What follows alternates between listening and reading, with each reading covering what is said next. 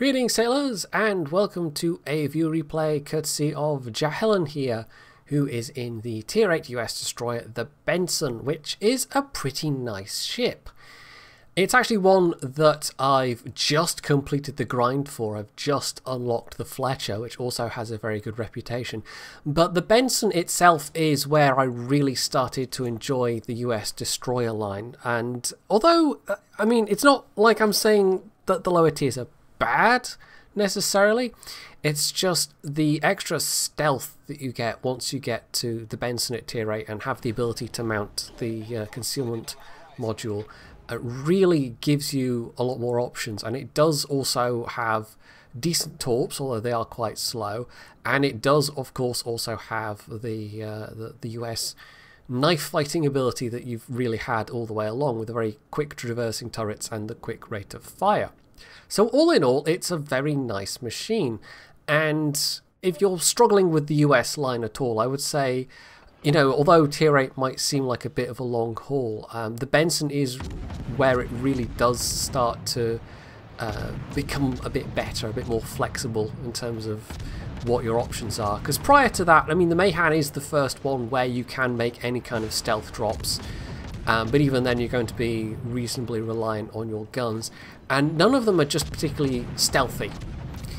So that really does make a difference, even in a gunboat destroyer, and the ability to have that good stealth to get down to, what is it, 5.8 kilometers? Yeah, it absolutely makes a huge difference. So talking of gunboating, well, he's laid down a nice big cloud of smoke, as one can do in US destroyers, and he's now got a lovely broadside cruiser to shoot at. This is a tier 9 game, but it's mostly not tier 9s. There's only a couple of tier 9s per side, so for the most part it's quite good matchmaking. You also might be wondering about why he's not being spotted despite this cruiser being quite close. This is a 613 replay, so this is before the smoke change, I think. Or was the smoke change 630? No, it must have been, because he would have been spotted by this point, I think. So, yeah, he's basically just able to sit there and completely pummel away, and before he's landed a single torpedo hit, just from using his AP shells, even, you know, don't discount destroyer AP, he's been able to rack up over 30,000 damage just with the guns. So that's the power of these guns right there, but of course that was a very close range gun engagement. For longer ranges, as anybody that's played the US destroyers knows, the trajectories of the shells, yeah, they like to go to space and back pretty much, so trying that kind of thing at a longer range wouldn't really work out very well. Your AP shells would come arcing down from above and would probably be a lot less reliable. He certainly wouldn't have gotten the couple of citadels that he did get, but mostly it was just the penetrations that he was able to rack up. So they've knocked out a tier 8 cruise already. That's a really good start. He got a first blood as well. He has lost some hit points, but it's not too critical. And, well, it also looks like he's about to get his first torpedo strike, because that Nagato is kind of faffing around at the moment. And to be fair, this is an awkward cap on a very awkward map, but even so, when you know there's a destroyer around, yeah, that's 2 torps that Nagato just took that they really didn't have to. So that's also not bad for starting out in a US destroyer, because even with the torpedoes on this thing, even with the extra stealth that you get, it can be somewhat hard to land those torpedo drops, just because they are relatively slow torpedoes. So there's a big group of his allies down here, but they don't really have any support in terms of, this is it, you know, the rest of the team is up in the north. So both halves of the team are split from each other. They can't support each other in any meaningful way. So that isn't great. And so, because we've had this separated fight, well, if their allies in the north are able to overpower the enemies up there, that's all well and good, but if not, they're going to have a bunch of enemy reinforcements coming down this end of the map. And so that's going to put them in a very tricky position indeed. So another kill, and he's racked up a bit more damage. He had one more torp hit into that Nagato who was pushing in, but clearly there's a destroyer or maybe a sneaky cruiser in the cap as well. Although it must be a destroyer, because even a sneaky cruiser would have been spotted by one of his allies at this point. So he's actually out of smokes already, as you can see there. That's going to be a bit awkward. I'm guessing he's just... I don't know if he's just being frugal or if he doesn't have a premium account, but the fact that he doesn't have a premium account, he's not using, well, he's not using premium consumables is what I mean there, and that he maybe also doesn't have, well, I mean, he must not have that captain skill, superintendent, there we go, that gives him one extra charge each, so that's it for his smokes. He can't sit and smoke and fire at people anymore. Anything else from this point is just going to have to be either making sneaky torpedo drops, or it's just going to be firing out in the open and relying on dodging, which makes life a little bit tricky. And in fact, even his final smoke he didn't really even get the full use of, so that, in a way, you know, he got the extra kill out of it and all that, but it wasn't the most useful it could have been. So there's the enemy Fletcher, which is, I mean, it's good that they know where he is, but it's bad that he's just run into him face to face. But fortunately for him, he gets smacked hard by a Scharnhorst. That is in fact a detonation. So although he's lost a little bit more damage, because that smoke cloud, the Kutuzov smoke, is there, with the Fletcher dead, he's not actually being actively spotted anymore. So he was able to just go and start capping B. And at this point, it's actually looking all right. They're ahead on points. They're about even on ships. The allies, the team in the north, did actually come good, but they've only really had one survivor out of that, the Rune, and the enemy team had a Sims that was up there that's managed to get away as well. But they have gotten that northern cap point crucially, and now with this mid cap point, well, it's looking all right. Except, well, maybe not so all right, because now they're starting to lose ships, and the enemy remaining blob of ships is basically, you know, they're all sailing together, concentrating firepower, and what's left of his own team is on, well, not super great health, all things considered. So it looks all right at this point. It looks like they've got the upper hand. It is absolutely in the enemy team's court as to whether they can push back from this or whether they're just going to acquiesce and let Jahalan's team win. I must apologise, by the way, if I'm, you know, if my verbal peculiarities are a little more than usual.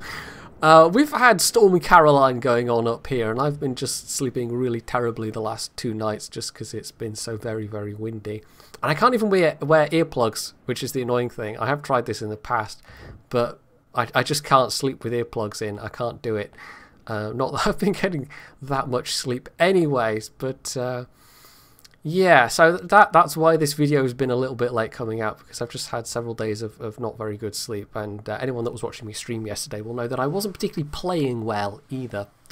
So anyway, that's, you know, that's why there's more verbal derpery than perhaps usual in this particular video. But back to the replay at hand. So Jahal's getting a little bit close to this Edinburgh, not actually close enough to get spotted, but clearly he's figured this is worth breaking cover for, because that Edinburgh is very low health. Now he does set a fire, but the Edinburgh more or less immediately extinguishes it, so that's not so good. And they've also just lost that Belfast. So they're starting to run out of ships now. The Rune is very low health. He's not going to last too much longer. And then beyond Jahalan himself, it's just that pink Scharnhorst who's been kind of sticking around at the back and not being particularly aggressive. Although it's not like they're really far from the enemy. It's just, it's been the cruisers that have been trying to push and do things. And this Scharnhorst has not been part of any of that at any point. So we've jumped ahead a little bit, and although they are still, you know, in the lead, that lead is rapidly slipping away, especially now that Jahalan, with the death of that Scharnhorst, is the last one left alive. So the Sims has recapped B. He is himself, I mean, they recapped, or they capped A themselves, and he himself is trying to recap A for their own side, but that Kutuzov is rapidly coming up behind, and because he doesn't have any smokes left, well, even if he did have smokes, it wouldn't be a good time to drop one, because who's going to spot for you? So, yeah, this is all looking very dicey. This is 1 versus 4, and he's all alone, and he has no smokes left, and he doesn't even have a speed boost left, so... yeah, this is not looking good. This is a real reversal of fortune. Despite it looking like they had the upper hand, they were just not able to capitalize on it. I think it's in part because the bulk of their remaining forces, apart from Jahallan, were relatively squashy cruisers who weren't really able to find any traction despite quite a few of the enemy ships being left were being cruisers as well. And their remaining battleship, the Scharnhorst, was clearly not that effective either. So... it's all turned against them, basically. They've gone from having all 3 cap points to now being just about to lose their only cap point. And now that they have more cap points, they have more victory points, and it's 4 versus 1, well, how on earth is Jahallan going to win this? Well, these torpedoes right here, this particular drop, this is the game changer. This is going to be this just one particular... there's not even like both sets of torps, you split them up a bit.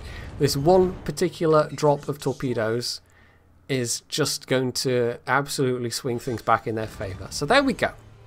Both the Edinburgh and the Kutuzov dead. A double strike. They're now ahead on points again, and he is able... I mean, they're not going to get any points from him capping B. There's very little time left now, less than a minute, but it's stopping the enemy team's point gain being quite so fast. So this is still the right thing to do. This is still buying time. And because he got that double strike, that absolutely critical double strike, if he can just keep them ahead of the curve and stop them from accruing more points. I mean, this is still going to be close, but 30 seconds, maybe they can do it. Maybe they can do it. And then he runs into the Sims. And they're both on fairly low health. The Sims is just as capable a gunboat as this thing is, really. But, well, his shooting is a lot more on point than that of the Sims, so he loses very little health. The Monarch maybe doesn't have their torps, their turrets pointed the right way, and so with that, just that little extra bit of points from the Sims kill, obviously that getting him the Kraken as well, they get down to the 20-minute mark, and that's it, they've won. And because he was alone against 4 enemy ships at the end there, that's a solo warrior and a Kraken. And it almost seems a bit daft he didn't get more XP, but still nearly 2,500 base XP is not half bad. It really isn't. So that was a bit of an improbable carry, but it was a pretty good game all the same. And it absolutely did. It came down to that one salvo that got him the double strike. That was it. That was the deciding moment. And it's fairly rare that it comes down to that in games. Usually it's like a chain of decisions, a chain of moments that decide the ultimate outcome. But in this case, well, I mean, you could argue that it is also in this case that, you know, it was all the other stuff that was going on besides that brought it down to that knife edge. But that one salvo, that one drop, just tipped it far back enough in their favour that they were able to squeak ahead on points. So, yeah, well done, Jahallan. That was a heck of a game, and it was a pretty nail-biting finish there as well.